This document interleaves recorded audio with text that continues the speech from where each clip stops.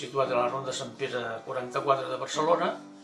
És impremta i papeleria.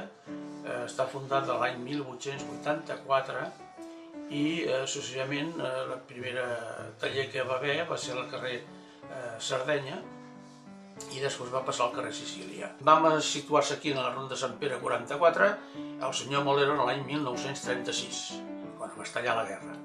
En l'any 1965 el senyor Molero va morir i va passar al senyor Josep Maria Pàmies.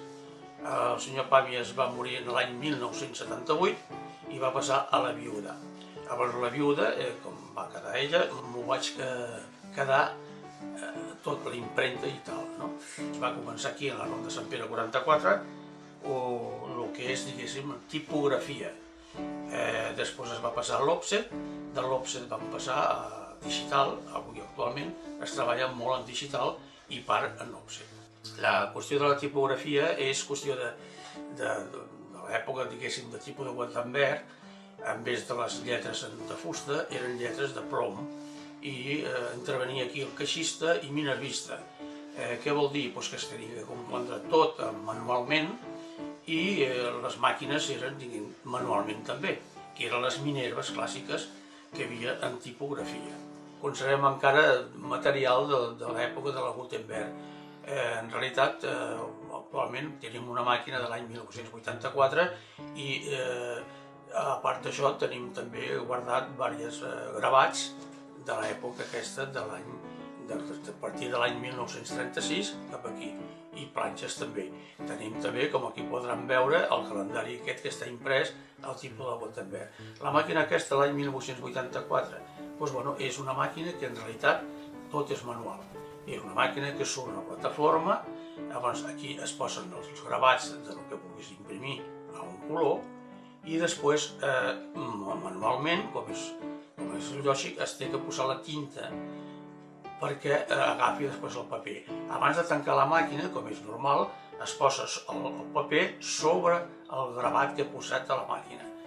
Quan ja tenim això, ell va cap a dintre i en una palanca que es poden observar aquí, es tira completament, es torna a sortir el carro vulgarment com es diu, i veuran que queda imprès, treus la fulla i completament quedarà impresa del que has posat tu, el color de la tinta que tu has posat. El que és l'òfset ja canvia totalment.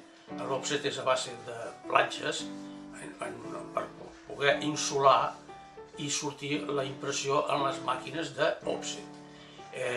Es posava la planxa en el rodillo de la màquina, sortia la impressió i és la clàssica òfset.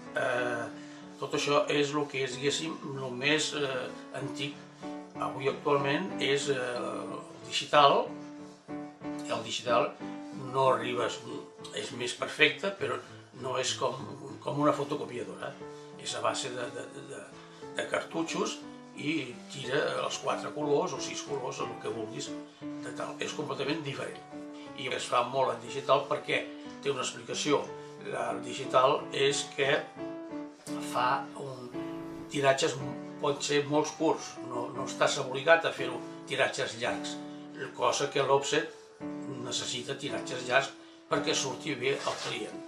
Referent a l'exterior, guardem la mateixa façana igual, exactament igual, la mateixa escaparate, el que són el moble, les dues vitrines i part del mostrador i tot el que és estanteries de dintre interior. Això es conserva des de l'any 1936 igual.